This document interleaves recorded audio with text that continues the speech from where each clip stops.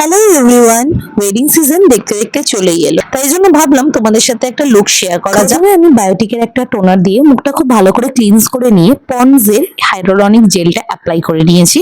যেহেতু প্রচন্ড গরম সেই কারণে আমি ম্যাট প্রাইমার ইউজ করছি ফরএভার 52 এর। এই প্রাইমারটা মেকআপটাকে ধরে রাখতে সাহায্য করে।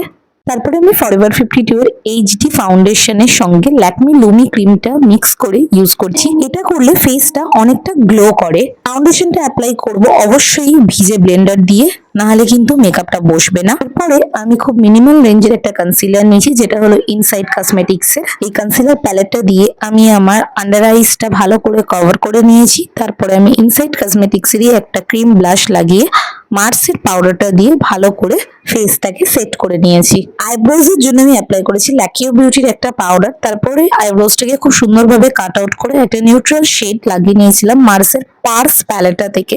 এই প্যালেটটা এখন মার্স কোম্পানি একদমই তুলে দিয়েছে, এটা খুব দুঃখের বিষয়। ম্যাকের একটা কাজল অ্যাপ্লাই করে নিয়েছিলাম, কাজলটাকে একটা ব্ল্যাক শ্যাডো দিয়ে ভালো করে স্মাজ আউট করে নিয়েছিলাম। মাস্কারার জন্য আমি মার্সের মাস্কারা ইউজ করেছি, আমার মনে হয় this is the one of the best mascara affordable প্রাইসে। কন্ট্রোলের জন্য আমি ইউজ করে নিয়েছিলাম আই ম্যাজিকের কন্ট্রোল প্যালেট, আর ব্লাশটাও আই ম্যাজিকের ব্লাশ প্যালেট থেকেই আমি নিয়ে ইউজ করেছি। মেকআপ ফিক্সারের জন্য আমি মার্সের সিলিট মেকআপ ফিক্সার ইউজ করেছি।